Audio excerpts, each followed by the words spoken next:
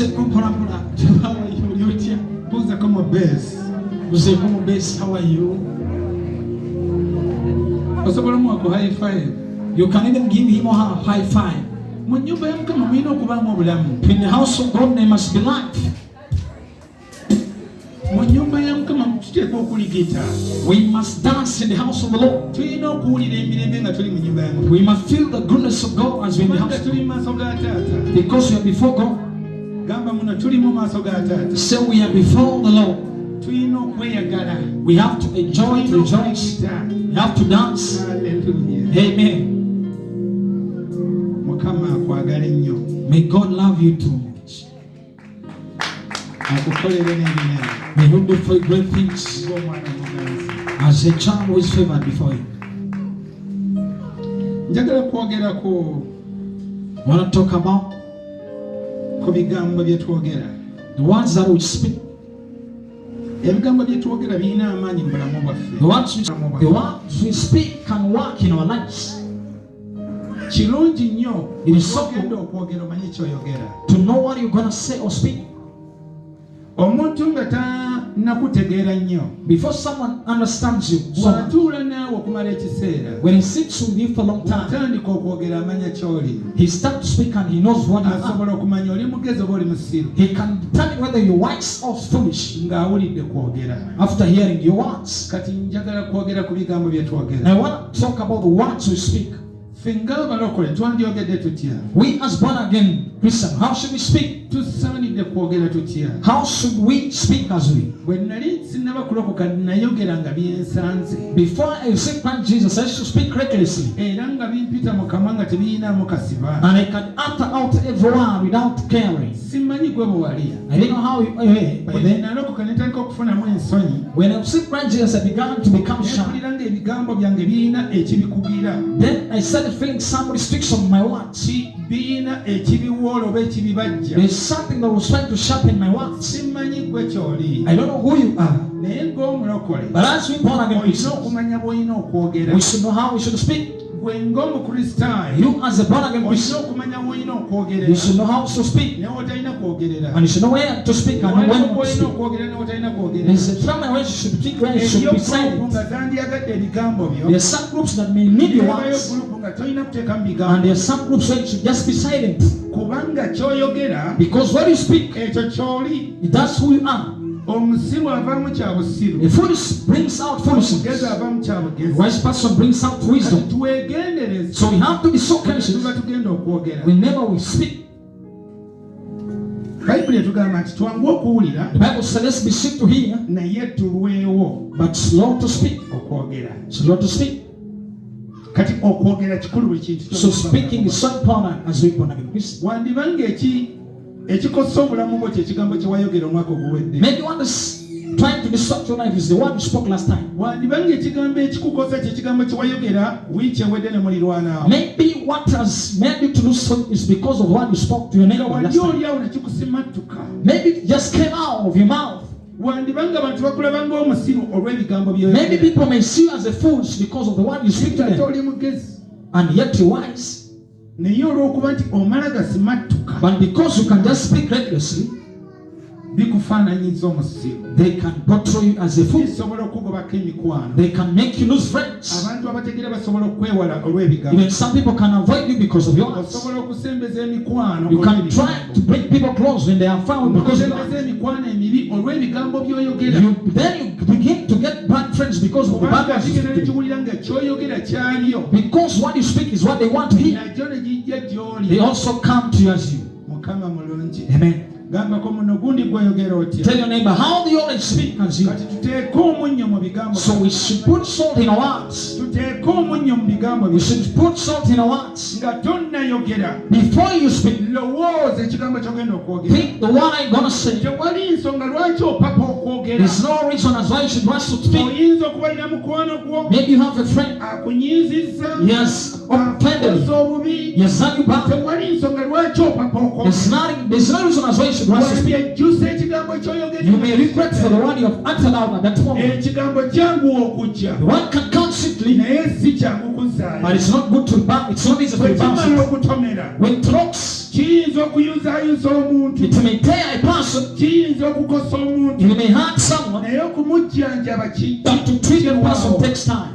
nga kigambo kyekimuyuzizza. When the one has told the person, wandibanga ekyakwawula ku mikwano maybe what separated you from friends is that wanyiga once, olunaku lumu maybe you became angry one day n'omwogerera ekigambo, and you spoke a big one. naye munno buli lwakutunuulira But bw'ati when every person looks at you, akyajjukira ekigambo kye he wayogera. remembers the other one you spoke. Ono nga yanvuma, Say, this one insulted me the other ono time. nga yayogera bubi bwendi, This one despised me the other day. yanjogerako bubi. He spoke ill against me. Kati gwe wejjusa olw'ekyo, So you regret because of ogezaako that. okumwenya You try to ng'omusembera, smile as you draw closer to him, yakulabamu ekigambo but he ki. sees the other one you spoke last time. Kubanga ogezaako okwenyoola gye bitagendera. Because you're trying to twist yourself. Mukama yeebazibwe. Amen. Oli yakugamba kigambo, The other one spoke, told you one. abamu okigambye omwagalwawo, Maybe you told your lover, omukwano ne gukendeera. then the love decreases. Naye bwe wanyiiga, Then when you ain't angry, zimattula ekigambo eri mukwano gwo, you brought a big one to your friend eri omwagalwawo. until your fiancé or lover. Abamu bayinza okuba bali mu courtship n'amugamba ekigambo ne bikoma. Someone may be constant, speak a big one and stops them. Abamu bayinza okuba bali mu bufumbo n'ayogera ekigambo eri munene, buli kiseera omukwano ne gukendeera. Others may be in love or marriage and they speak your one and someone diminishes. Ekigamba mwana wo, naye omwana wo buli lwakutunuulira ajjukira Maybe you ekigambo. spoke a word to your child, whenever a child looks at you, remember the other one spoke to him. Oyinza okuba wakigamba oyo gw'oyagala naye nga essaawa eno omukwano gwakendeera. Maybe you talk to someone you love, but today the love has diminished. Twegendereza ebigambo. So we have to be conscious of our words. Somera Abakolosaayi Let's read in the book of Hope, 4 olunnyo olw'omukaaga. Colossians chapter 4, verse 6. Tuteeke omunnyo That we may put salt mu bigambo bye twogera. in the words we speak. Nga tonnayogera, Before you speak, sooka olowooze. you should think on. Sooka olowooze. Should think. Mukama mulungi. Amen. Nga tonnayogera, sooka olowooze. Before you speak, first think about it. Omukyala yagamba bba ekigambo, The wife told the husband one. naye ekigambo kyaleetera omwami okukyawa omukyala. The one made a husband to hate the wife. Omwami ne bwe yagezangako, omukyala ne bwe yagezangako okuseka ng'asembera. Even when a wife used to smile to the man as he used to draw closer. Kubanga yali amugamba ekintu ekikwata mu life, mu bulamu bwe batambuliramu. Because he told him one that was attained or pertained with the life of Kyogera man. omwami bw'afaanana. It was portraying how a man looks like. Kati omwami buli yatunuliranga omukyala ono ng'alaba omwami alaba mwamulabira. So the man could look at a woman and categorize her in a different way. Nga ne bw'ogamba nali nsaaga tebikyava. Even when he said, honey, I was trying to joke, forgive me, when it no longer works. Bameka gwe baali bavumyeko. I mean, people have ever been insulted. Ekigambo ekizitowa. They insulted you a big one. Ng'olwaleero okijjukira. Even today, can remember it? That one. Bameka ng'osobola okukyogera nti nze munnange yanvuma ekigambo oba omuntu yanvumya. How many can confess that someone abused me such a one? Kale oli wali omugoza kintu n'akugamba ekintu. Maybe you were consulting someone replied you badly. Hallelujah. Amen. So kati naawe oyinza okuba olina gwe wakosa. Maybe you had someone else too. Naye nga buli ogezaako kuleeta amannyo ng'omenya. But whenever you try to smile at a person, Jjako muga nti nkwagala nnyo. the man said, love you so much. Oluusi alaba ekigambo kiri. At times, remembers the other one spoke. Alaba obunnanfuusi. He sees a hypocrite. Bayibuli egambye etya? What does the Bible say? Abakolosaayi 4:6 ebigambo byammwe bibeerenga n'ekisa ennaku zonna nga binoga omunnyo mulyoke mumanye bwe kibagwanidde okwanukulanga buli muntu yenna. Ebigambo byammwe bibeerenga n'ekisa. Let your words be full of grace. Nga binoga omunnyo. When they are seasoned up with salt, Osobole okumanya bwe mwanukula. that you may know how to reply unto. Oyinza okuba ekintu ky'ogenda okwanukula. Maybe the thing you are about to Kizitowa. reply is so big. Topapa. Don't rush. Tewali nsonga lwaki opapa. There's no reason as why you should rush. Abantu abamu oyinza okugendayo. Some people you may go to them. Naga nti mpaamu obudde nja Say, kuddamu. give me time, I will reply to you.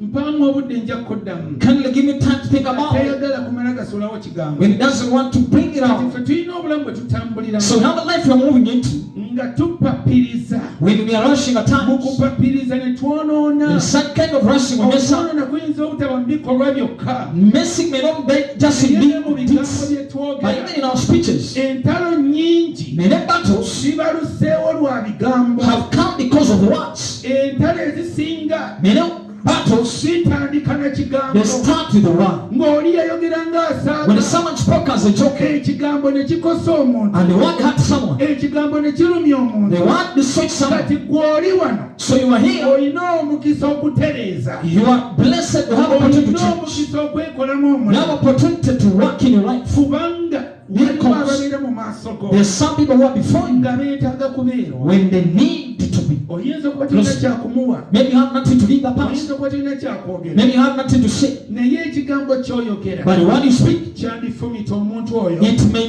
pierce the person, oba kyandimuwonya. or it may heal the person.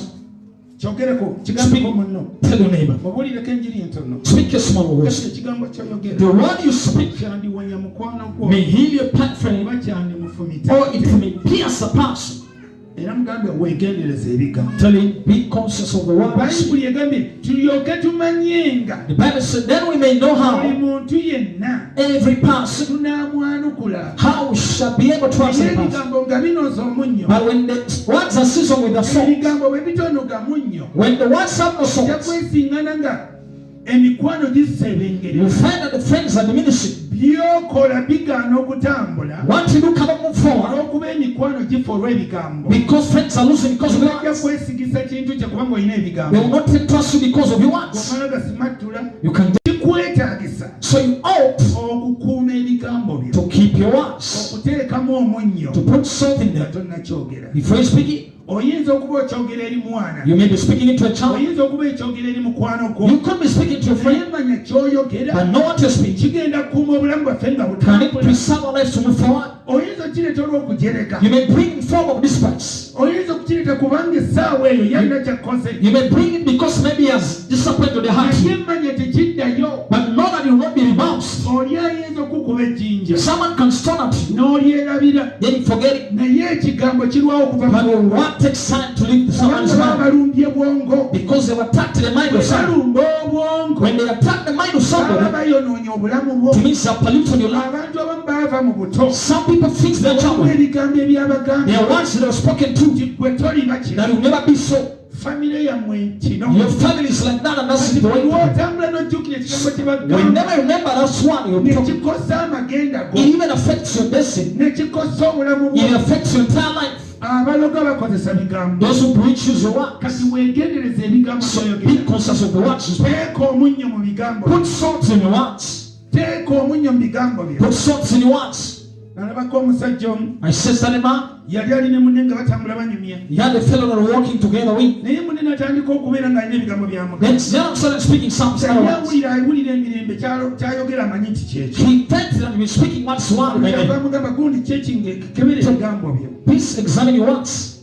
check your words. Try to check them. kebera ebigambo byo. Try to filter them. Come on. ono Come on. ng'agezaako okwogera. You continue on speaking. n'agezaako okutambula sipiidi amuveeko. You will start rushing quickly. ono ng'amulemeddeko. This one persisted on him. kugambye kebera ebigambo. Said, please kindly check your words. oli bwe yalemera ku bigambo no n'amuteekamu bulo. When he insisted on the words, he had to box him lwakuba ono takebedde bigambo. because he didn't filter his words. abantu abamu balwadde lwa bigambo. Some people are sick because of the word they were told. nga baakosebwa bigambo. When they were hurt by the word they had, emitima girwala olw'ebigambo. their hearts are sick because of the words they had. kitwetaagisa So it alters you tumanye kye twogera. to know what to say. mu society w'oli In the society, bajja kuwuliriza ng'oyogera. they will listen to us you speak. manye omuntu ono alina They amagezi. say this person is wise. omuntu ono muntu mulamu. This person is a good man. omuntu oyinza okumanya nti mulogo. You cannot that this is a witch person. oyinza okumanya nti mubi. You can get thrown on his path lwa bigambo. because of the words he speak. takola kintu kyonna. Before doing anything, naye olw'ebigambo. but because of the words, omuntu ono tabeereka naye. this person is not so little weak. namuwuliriza. I listened to the nga person, si muntu mulungi. and the friend is not a good person. kati okumala gete teggula buli kaseera. So to just speak anyhow, mulokole kikendeezi. be conscious and be careful nga ebigambo byo. of your words. So be. engero mukaaga olunya lwokubiri. Proverbs chapter 6 verse 2. ebigambo bituteeka emigeto. The words can bring some kinds of harm. era bituteeka mu mutego. It can even trap us. tuyinza okutegebwa olw'ebigambo. We can be snared by words. kati kitwetaagisa nnyo okwegendereza ebigambo. So you ought to be conscious of the words, obutagwa mu mitego mingi. not to fall into snares. Bayibuli egambye etya? What does the Bible say? Engero 6:2. Ebigambo eby'omu kamwa ko bikukwasizza, ebigambo eby'omu kamwa ko bikuteze. Ebigambo eby'omu kamwa ko bikukwasizza. The words of your mouth have made you to be caught. Nti ebigambo eby'omu kamwa ko bikuteze. The words of your mouth have trapped you. Ebigambo by'ofulumiza. The words that come out of your mouth bisobola okuteeka make you be in a certain case. bisobola okutega. They can entrap you Ebikuteeka mu mutego nga tokyaguvaamu. and make you fall into a trap when you cannot come out of it.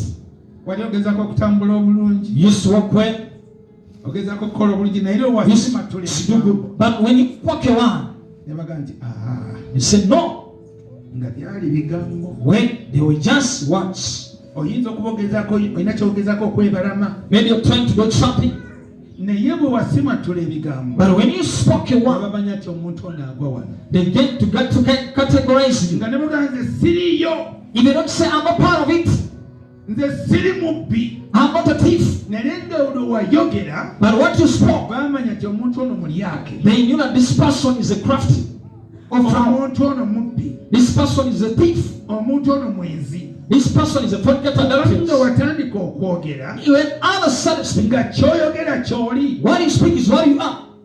oli akunyeenyaako obunyeenya bwaki, Someone can merely shake on you, n'otandika okuyiwa ebiri mu and you start to bring forward your words inside of you. Not somehow small. olugira nti gundi nno kino bwe kiti, They tell you this and that. singa kafa, If I wish he dies, singa kola kino, I wish he knocks. bulijjo abadde yeewaana na kino. Yes, he was so proud the other time. Kati oli watandikira okuba nti He started, okay, ekitegeeza noona abadde n'olutalo. even this one had this one. Kiboga nti nze gundi ono mukwano gwange. He said, this person is my friend. Ng'olina kyewasimatula. Maybe there's something you spoke of. Baategeera nti obadde tomwagaliza bulungi. That's when they realize you don't like that person. Nti emmotoka ye yagudde nti That this one happened unto him. eri okanga. Wow, he thank God. Abadde yeeyagala ne She was so proud. nga atutamye n'emmotoka. We died over that guy. Kale ne bw'ogamba nti mukwano gwange, We said to my friend, nga bwe wawulira nti emmotoka ye yafa, when you heard that the vehicle got his, wawulira ssanyu. you were so excited and felt good. Gamba muno weegendereze by'oyogera Be conscious of what you speak era kebera by'oyogera. and check your words. Emirundi egisinga omuntu kyayogera kifaanana. Many times, whatever person speaks is who he is. Osobola okwogera You can speak. ne bagamba ono mulokole. And they said, this is a born again Christian. Ngenza omuwuliza nga mulokole. I've heard his speech is a born again Christian. Oyinza okwogera You can also speak n'omala ogamba bannange ndi mulokole. and you say, I'm a born again Christian. Kova lemuwuliza oyo si mulokole. People say, no. Abantu beeteeka mu kintu. Those people are just pretending it's not a born Naye again bwe Christian. yayogera But when he spoke, baalaba nga kyayogera si kyali. they saw that what he spoke is not what he is. Kati weegendereze ky'oyogera kyandireeta ekifaananyi kyo. So be conscious, because what you speak may portray who you are. Ttima lyo lisobola okuviirayo mu kwogera. They may come out through your words you speak, N'obulungi bwo busobola okuviirayo mu and even your goodness may manifest your words. kubanga ebigambo ebyo mwe bakutegeera Because they get to know you through your words, okumanya ki ky'oli. to know who you are. Ebigambo bye mwe bakumanyira In your words, they get to know you. nti omuntu ono mubi, That this person is bad, omuntu ono mulungi. this person is good. Kati weegendereza ebigambo ng'oyogera. So be conscious of what you speak. Weegendereza ebigambo ng'oyogera. Be conscious of what you say. Haleluya. Amen. Bameka nga munno yali akugambye ekigambo n'olwaliro ng'osobola okijjukira. How many people, if someone told you one and even today you still remember it? Omwami omu Certain man, yatabuka ne mukyala, yakendeza omukwano ne mukyala we. he had to, the love went cold between them, him and the wife. Omukyala yali alina olugoye nga lulungi The wife had a good dress, era nga lwagala nnyo. and she liked it so much. Omwami yali alugolola The man was ironing it, paasi n'erwokya. and it was burnt by a flat iron. Omukyala n'amugamba, Then the wife told the man, gwe wali onguliddeyo ki? what have you ever bought for me to burn my clothes? Eyalungulira The one who bought it. n'ayogera ku yalumugulira. Then spoke about the one who bought it. Mukama mulungi. Amen. Kati bwe yayogera ku yalumugulira ate n'amulangira ono yali nti tamugulira ng'olugoye When he lufaanana. spoke about the one who bought and even talked in about what he has never done, Olugoye lwali lulungi nga n'omwami omukyala bw'alwambala alaba nga the clothes was good. mukyala anyumye. bulungi. The woman who could put on it, she could look decently.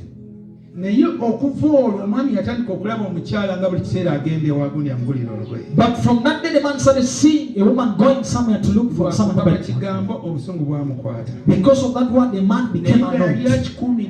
But he kept that word for some good time. Yamugulira olugoye that he bought for the cloth in those suppers. Kati obusungu bulemenga okwanguya. So never ask because of anger. Embeera ya eremenga okwanguya. Let not the situation make you rash. Buyinza okuba essanyu eringi. It may be too much joy. Kiyinza okuba obubulu obungi. It may be too much love. Omuntu abulwa ekintu olunaku lumu n'ayogera ebigambo. Someone may lack something for some one day and speaks a lot of words. But even when someone tried to organize the words full of sacks, we cannot be. We were in a certain barracks. Then someone insulted another, was insulting the husband. He abused him how their home looks like. So when they come from some Harvard family, they sleep in pigs like snakes. Also, I mean, he abused him about home sticks. He abused him how they look like. Even this how the mother looks like. After abusing him, and he says, I love you so much, honey. Then God remembers what he spoke about. Even when he loved the other image, the words can no longer go back. The words he spoke can no longer go back. Even if she tries to express love, then remembers to abuse the mother's appearance. Remember how abuse them, how they sleep in poor houses. They sleep like what and so forth. And said, what? By the way, do you know that I just helped to love you? Until marriage, you have to be smart. The lady trying to pursue marriage, bringing smiles and so forth. Even when she speaks words, the man couldn't remember that.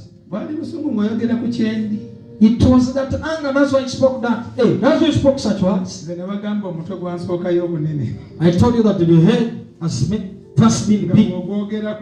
If you speak about the head, that's not a coincident word. Do you get it? You say you have big head. You're speaking what you see. I always see big head on me. So even when you apologize, I'm seeing a big head. Oh, can I abuse anything? I don't have the oxbow legs. So people can even bring out,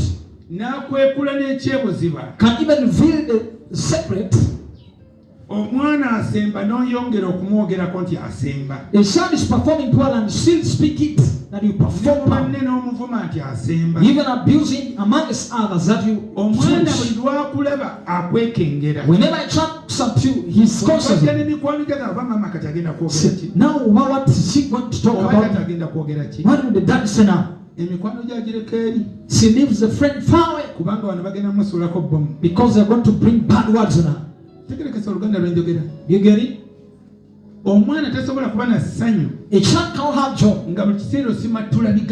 when every time you bring words. The child told the parents, even if you don't sponsor me, leave. Then a parent felt the word that they had sat on him. Then if you don't sponsor me, you wouldn't have given back to me. Others would. Send to see a child as a fool's child. When he's admiring what he's not. Even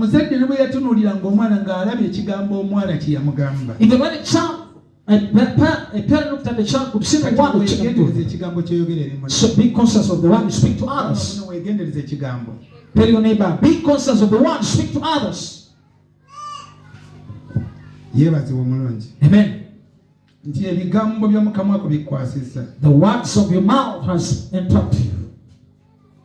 nsomera kubala. Let's read now. 13:3. 13 verse 3. Waliwo abasajja bano bagenda kuketta. There are some people who went to spy. Balina olutawule bagendako. They had gone at a certain bar. Baali balina kye baagala okuba. They wanted to become something. Naye ekiro kyatuuka. But time came. Agamba mugende mukette. He said, go and spy.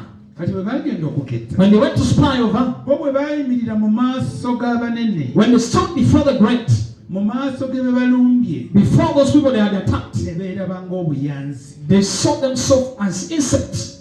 Ne batandika okweyogerako nti gwe toyina ky'oli. They started saying, you're nothing about against this people. tetulina kye tuli. Said, nothing you can do against this people. nabo ne babeera ekyo kye beeyogerako. And they became on the spot. kati weegendereza engeri gye weeragulako. So be conscious of the one you speak about yourself. engeri gye weeyogerako. The way you speak about your life. ekyo ky'oli. And what you are. oyinza okuba ng'oli muntu mutono. You may appear to be maybe tiny. oyinza okuba ng'oli munene. You may appear to be fat. kale oyina embaliga. Yet yes, you have boxable legs. kweyita wa mbaliga. But then call yourself that I have boxable legs. waliwo ekintu kye weetuuma ne kinywera. There's something you can name yourself and it is established. katonda bw'akulokola. When God saves us, ayagala akuteeka mu kifaananyi ekirala. wants to put us in a certain naawe image, owulire ng'ekifaananyi ekyo kyakutaddemu ky'oli. that you may fit in that image. kubanga era ogenda kukolera mu kifaananyi kyakutaddemu. Because you want to that image that is put us. ekifaananyi ky'olimu si kikyo. The image you are in is not wabula yours, kyoyo yakuteekamu. but it's for Him who put you in it. kyoyo yakuyita. For the one who called us. kyoyo yakulokola. For the one who saved us. leka kweyita mutono kubanga oli mutono. Don't call yourself small because you're small. bano beeyita obuyanzi ne balabika ng'obuyanzi. They call themselves, we are like insect and appear so. soma kubala 13:3. Let's read Numbers 33.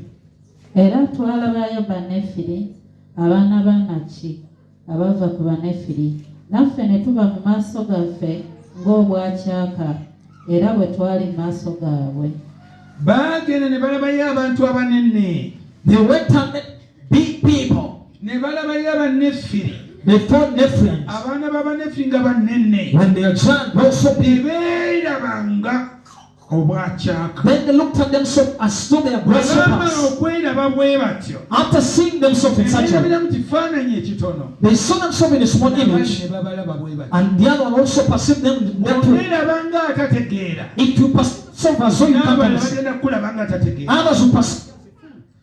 Speak yourself as though you're weak. bigenda kunywera bwe kityo. It will be established as a weak person. kyekiseera okyuse enjogerayo. It is time to transform the way you speak about yourself. olw'okyusa enjogerayo. If you change your speech, enjabayo egenda kukyuka. even perception will change. kubanga kyolaba kyeyoyogera. Because what you see yourself is what you speak. kyoyogera kyolabye. What you speak is what you have seen already. tereza katindala kyolabye. What you have spoken is what you have seen. nekyolabye kyoyogera. And what you have heard is what you speak. kati ekyo kigenda kunywera. So it can be established. kyobula bayibuli etugamba That's what the Bible says. ti n'omunafu yogera nti ndi w'amaanyi. Let even the weak say I'm strong. si nsonga oyinza okuba oli munafu. No matter you could be weak. si nsonga oyinza okuba oli musiru. Maybe you may appear to be foolish. mu ssomero oyinza okuba gwokwata ekisembayo. Maybe you're performing poor at school. naye leka kweragulako nga musiru. But don't prophesy yourself as though leka you're foolish. kweyogerako nga musiru. Don't speak that I'm a fool. leka kwerangirira nga musiru. Don't declare yourself as a fool. ono yali katonda. This was God. yoweri 3:10. John chapter 2 verse 10. ayogera eri abantu abagenda okulwana. He speaks unto people who are about to fight. agamba mugire bino mubiweesa okubeera enkumbi. He said, I've given this one be like a hand, okubeera ebiwabyo. given them to be like this. naye agenda okubalaba nga mulimu abanafu. But it started seeing some weak people. beeraba nga banafu. They could see themselves as though they're weak. obalaba n'okukola tebayinza kukola. They saw that they couldn't even walk. n'agamba nti kati n'omunafu yogera nti ndi Let w'amaanyi. even the weak say that I'm strong. gw'abadde yeeraba ng'omunafu. The one who used to see himself as a weak person, tandika n'okwogera nti ndi w'amaanyi. start to say I'm strong. bw'onootandika okwogera bw'otyo. If you start to speak like that, ojja kuwulira ng'olina amaanyi agatuula mu you feel certain power osobola in you, okuyimirira mu maaso g'abanene. that you can stand before the naye great. bw'onoobeera balinga abeeraba But ng'obuyanzi if you see yourself as grasshopper, obwakyaka, like the locust, ojja kulaba nga tosobola kuyimirira mu maaso you g'abanene. feel like you can no longer stand ojja before the kudduka great, mu maaso g'abanene. and you run out from the great people. jogera awali ojja kudduka. You run out from big businesses. Awali ebikolebwa ebinene ojja You run kudduka. out from big things that are done. Kubanga weeraba ng'omutima. Because you see yourself as small. Weeraba tosobola. You see that you cannot. You are not able. Kampani gamba nti neyange nnene. You see even for somebody. Bw'eriba gamba nti lyange ddene. If you see a big business, somebody. Nsongo kyayinamu mukene. No matter when they have a silver fish, Nsongo oyinamu sweet. no matter when they have small sweets, Naye tandika okweraba nga bwe bayina amaduuka nawo. start to see yourself that you have a big business as well. Kubanga oli munene. Because you're powerful, great. Bayibuli egamba nti n'omunafu. The Bible says, let even weak. Somayo were tuwulire. Listen to John 3, verse 10. Yoweri 3:10 muweese enkumbi zammwe okuba ebitala n'ebiwabyo byammwe okuba amafumu omunafu ayogere nti ndi w'amaanyi. Muweese kino okubeera kino. That can be said that Okubeera enkumbi. to be the hope Ate n'okubeera ebiwabyo. and to be Kitegeeza ebikozesebwa. means things that are one. Naye omuntu ng'okyeyita munafu. If you still call yourself, Okyeyogera ku bulamu bwo nti oli munafu. you still say, I'm a weak person, Buli ky'otandika kigenda kukulemerera. till you start will fail. Okutuusa ng'omaze oga nti ndi w'amaanyi. Until you start powerful. Kisobola. I can do it. Kisobola. I'm able. Kiyinza okuba tokikolangako. Maybe I've never done it before. Kiyinza okuba bw'okitunuulira olaba nga kizitowa. Maybe when, Naye bw'oba otandise ekintu. but when you start something, Bw'oba otandise olugendo. when you start a journey, Gamba mmalako. say, I can't. Kale school fees ziyinza okuba teziriiwo. Maybe there's school fees. Nga bw'otunuulira gundi eddako ya bukadde bubiri. When you look around, you have maybe two. Taamu eddako yeetaaga obukadde 10. The other term needs 10 million. Eno semisa sijja gisobola. This semester, maybe I'm not able to do Eno it. mpeereddwa omukisa mpitawo. I've been given an opportunity to go through. Naye teweeraba ng'alemererwa. But don't see yourself as though you're failure or failure. Teweeraba ng'alemererwa. Don't see yourself as though you're failure. Yogera nti ndi w'amaanyi mmalako. Kubanga ogenda kumalako. Balokole waliwo ekyama ekyenjawulo mu bulamu bwaffe. Bwe tulokoka waliwo amaanyi agatwegataka gatali gaffe.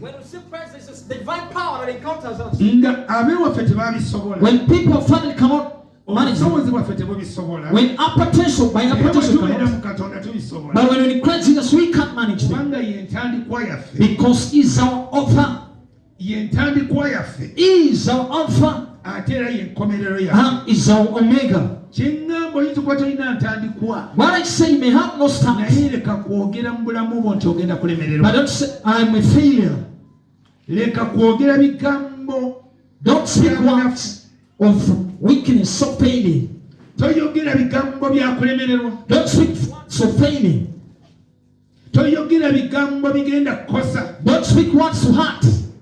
Togenda kwogera bigambo bya bunafu ate obeere w'amaanyi. You can't speak words of weak people and you become so Ky'oyogera massive. ky'ogenda okubeera. What you speak is what you become. Mukama bw'agamba nti omunafu gamba nti ndi When w'amaanyi. God says the word, the weak sound so, Kitegeeza nga tonnafuuka w'amaanyi. before you become so, Osooka kyogera ng'okyogerera mu must Mukama. confess it in that condition when you're weak, but so Wakati ng'oli mu bunafu in the state when you're weak, oyogerera kiri. you speak that word, I'm strong. Timmalako ky'omulamira ekigenda omwongerayo. Because you're trying to impart something that will propel him or Naye her. bw'oyogera ng'oyanguyiriza temuba mulamwa. But whenever you speak quickly, there's Kubanga oba tolunzeemu. nothing there because you have not added something there. Kati kikwetaagisa okulowooza by'oyogera. So you ought to think when you speak, Osobole okwogeza amagezi. that you may speak with wisdom. Buli lw'onooyogeza amagezi Whenever you speak with wisdom, ogenda kuba olaama. you'll be Oli ogenda kuba omuteekamu obusika.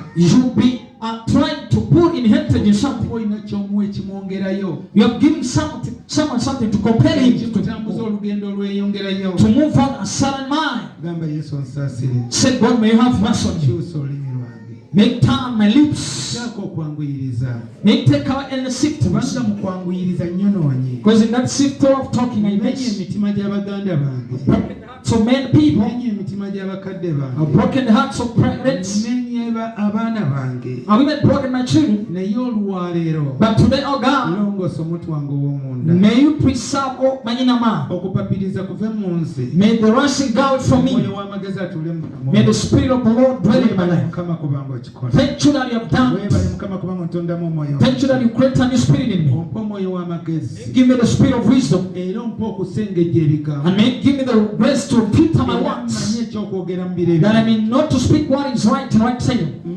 manyinga ekyokwogera mu budde obutuufu. I mean not to speak right. Kubanga ekigambo ekirungi ekyokwogera. Because a good word to be spoken. Liba ddagala ery'omutima. It's a medicine to the soul. Liba ddagala ery'obulamu. It's a medicine that brings life. Liba lugendo lulungi gye tuli. It's a journey, wonderful journey to us. Weebale Yesu kubanga okikola. Thank you Jesus that you have done so. Weebale Mukama kubanga okikola. I thank you that you have done it. Weebale Yesu. Thank you Jesus. Mukama njagala kwebaza kubanga oli Katonda. Omukono gwo ogw'amaanyi gugololwe eri buli ssekinnoomu. Tonda omuntu omujja mu bulamu bwaffe. Twagala tweyongere mu buziba bw'okutegeera, obuziba bw'okumanya tukufaanane. Watujjayo Mukama gye twali tulalukira, gye twali tupaalukira, nga twogera bye twagadde awatali kkomo, nga tewali kitukugira. Naye mu maaso go Ayi Katonda waliwo ekikugira. Ekigambo kyo Mukama n'olukomera lwo Ayi Mukama lubeere ku bulamu bwaffe okutukugira. Lutukuumire mu kubeerawo kwo. Bye twogera libeerenga eddagala eddungi, kibeerenga ekigambo eky'obulamu, kubanga ekigambo ekiva gy'oli bulamu, ekigambo ekiva gy'oli mmere ey'omwoyo, ekigambo ekiva gy'oli Mukama kizimba, ekigambo ekiva gy'oli Mukama kitonda. Mukama ffe tuli baana bo, naffe ekigambo ekiva gye tuli kisobola otutondera amagenda amalungi, kisobola otutondera entandikwa empya Mukama, okutukomezaawo emikwano emirungi, kituteeke mu kifaananyi Mukama eky'ekifaananyi kyo. Weebale Mukama kubanga okikola. Njogera eri buli mulwadde ali mu kifo kino, njogera eri buli akoseddwa ali mu kifo kino, Mukama okuwonyezebwa. Mukama eri abakoseddwa ekigambo kyo kiyite mu bulamu bwabwe, wabeerewo okuwonyezebwa, wabeerewo okusumululwa. Njogera eri buli ndwadde nti depart where they go, lose them when they go. Njogera eri buli mwoyo mubi nti vva ku bulamu bwabwe. I speak to every spirit to depart when they go. Buli mwoyo gwonna ogutali gwa bwa Katonda, vva ku bulamu bw'ogende. Oguleeta obulemu, oguleeta obulumi, oguleeta okwejjusa, mu linnya erya Yesu nkumalamu amaanyi era nakulagira genda mu nsenyeka. Weebale Yesu kubanga okikola. Emyoyo egirondoola egiva ku bika, egiva ku famire, emyoyo gy'obuzaaliranwa, emyoyo gy'ebitundu, nkikutula ku bulamu bwo oluwaaliro mu linnya erya Yesu Katonda mulamu. Njogera okuwonyezebwako, njogera okusumululwako. Eddembe lyo litwale n'omukisa oguva eri Mukama gutuule ku bulamu bwo mu linnya erya Yesu. Kale kubira Yesu ekireno. Let's give Jesus a hand. N'ebisigalayo kwatawo omusana. Okay, let's hold there and we pray. Nzikiriza ekigambo kya Katonda kikola. I believe the word of God is able to Tukimbira mpanvu. Kwata ku lubuto lw'obwoti. touch that stone. Mukama ntuma ekigambo kyo. Father, send your word. Kubanga oyogera mu Zaburi 17 Because you speak in Psalms 107 verse 20. nti otuma ekigambo kyo n'obawonya You send your word and you heal them. era n'obajja mu kuzikirira. And you save them from destruction. Mukama nkituma eri omukazi oyo, Father, I send unto that lady. kituma eri omwana oyo Mukama, I send it unto that child. kituma eri omuntu oyo Mukama. I send it unto that person. Ekigambo kyo kimuwonye, May your word in the person. ekigambo kyo ddagala, Your word is a medicine. ekigambo kyo kitala, Your word is a sword. kiyite mu bulamu bwe, May God put that life kimuwaawuleko obukose, and separate out from era every nkugula injury. endwadde eyo ku bulamu bwe. And they break that disease unto them. Njogera endwadde eyo nti ta They command sickness to go. mutendeko. No matter whether you see the start or beginning, Olina entandikwa nga ye Katonda. you have your beginning is your God. Katonda akuba ekkuba watali kkubo. God points where seems no way. Katulongoose enjogera zaffe. So it's to change and check on the way we speak. Tunalongoosa enjogera zaffe, If we change on the way we speak, amaka gaffe gagenda kutereera, our families will be emikwano civilized. gyaffe gigenda kutereera, Our friends will be civilized. future yaffe egenda kutereera. Our future will settle. Kubanga bye twogerera mu lugendo lwaffe Because when we speak in our journey, bitondebwa ne bibeeramu. they are created and they manifest. Abantu bangi boogedde eri abaana baabwe, People have spoken a lot unto their children. n'aboogerako ekigambo bwe kiti, You speak a big word against them. abaana ne boogera eri bakadde baabwe, And children speak against their n'ayogera parents. ekigambo bwe kiti. A big word. Nalaba omwana ng'ayogera eri mukadde we kubanga mwavu, I saw a child speaking unto a parent because of n'atabuganya school. na kugenda kujja kumukyalira. And even said to come to him. Omukadde yawaayo ssente. The parent gave out money. Naye bwe bituuka ebya vidi tayagala mukadde ajje. But when time of visitation came, the other went to wajjajja ankyalire. Well, I don't want that poor parent to come. Bw'ozimpeereza ku gundi totawaana. Okay, if you send by the phone, thank you, don't come. Saasira amaanyi okutambula. He could repeat like this. Kifaananyi kye kujja mu maaso. But he couldn't want her to come because of her appearance.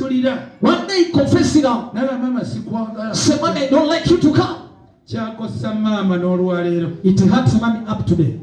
Njagala gamba nti ne school fees zaagaana. Even school fees stopped there. Kubanga yalaba ng'aweerera omuntu. Because he got to know that I supposing someone atalina kyali mu bulamu. that is useless before him. Kubanga wootuukira mu bibiina ebya waggulu ng'okyayogera eri bakadde wowooti. Because if you can look at the top or the climax and speak such words, oyinza okuba omulamu ate guliiwo. The parent may see there is no future in him. Kati yiga ekyokwogera ng'olina mikwano gyo. So genda kuggyayo ekifaananyi ky'oli. it will bring out the image of who you are. Togenda kulimba bantu nti ndi mulokole mu bigambo. You cannot deceive people born again Christian in the words. Kuba mulokole mu baya ndi mulokole. You say I'm a born again Christian. Oyogera ekigambo ekiddako nga kikujja. And you speak a word that can make you come.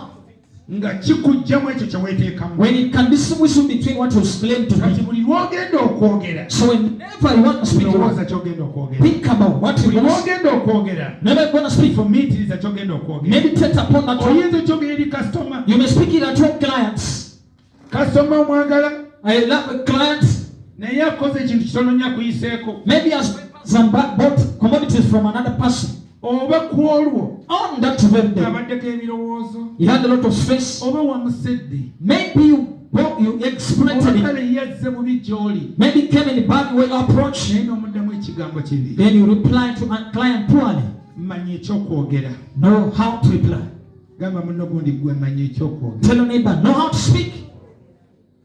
Kubanga kigenda kukuuma bulamu bwo. Because it will either preserve your life. Abamu banguyiriza nga boogera. Some people are so sick to speak. Nga mu kwogera yanguyiriza. They rush to speak once. Nsomera ngero 12. Let's say Proverbs chapter 12 olwa 18. from verse 18. Mu kwanguyiriza. In that rush, tukoleramu ensobi nnyingi. people mess up. Twonooneramu nnyo. Many people commit a lot of things. Kyetwetaagisa nnyo. So we ought obutayanguyiriza. not to rush. Bayibuli egambye etya? What does the Bible say? Ngero 12:18. Wabaawo ayogera ng'ayanguyiriza n'omufumita okw'ekitala, naye olulimi olw'abamagezi kwe kulaama. Waliwo ayanguwanga ayogera ng'ayanguyiriza. There are those who are sick to speak. Kwe kufumita n'ekitala. It is to pierce someone by sword. Gw'oyanguyiriza kigambo olugira tonnakirowoozaako naye n'okisuulawo. Before thinking about something, just bring a word. The way it is. Mukama mulungi. Amen. Abantu abamu bamenya emitima gya bannaabwe. Some people are in other people's hearts lwa kwogera nga banguyiriza. because of the words they spoke lastly or hurriedly. Nga takyasobola kuguzza mangu. When he can no longer restore it back. Tewali bulamu. When there's nothing like that. Ebigambo bye yayogera. When there was no life in the words spoken. Weetaagisa okukendeeza ebigambo. So you must spare your words. Omuntu asirise. The person who is quiet, balwawo okumumanya nti oba musiru. they take long to perceive him whether he's wise or foolish. But the one who is silent at times are counted to be wise. Omuntu ayanguwa okwogera. But the one who is swift to speak, alabika nga musiru. at times he might be manifested as a fool. Nga kyoyogedde wakirunze nnyo. You think what you spoke was so, kigenda okuvaayo nga kirungi. and the end will come when it is good. Kigenda okuvaayo ng'ekyamazima kinyiga biwundu. It will come when it can heal others. Kigenda okuvaamu nga ddagala. It will come when there is a ministry. Kigenda okuvaayo nga kyakuddamu. It will come when it is a real answer ekigenda okulongoosa. that will help others. Abamu ebintu byammwe bifudde lwa kwogera. Others who have lots of things have been this because of your Abamu words. emikwano mwawukanye lwa kwogera. Some of you are separated by your friend because of your words. Abamu bakwesamba lwa kwogera. Others avoided you because of your words. Kati tereeza ebigambo byo. So check your words. Emikwano gijja kukomawo. Friends will come back. Bayibuli nti ayanguyiriza akola ki? Bible says we seek to speak. Pierces. Ayanguyiriza akola ki? Afumita. Ng'okufumita kw'ekitala. Naye olulimi olw'abamagezi kwe kulaama. Olulimi olw'abamagezi kwe kulaama. But the lips of the wise is buli bw'oyogera n'amagezi. never speak with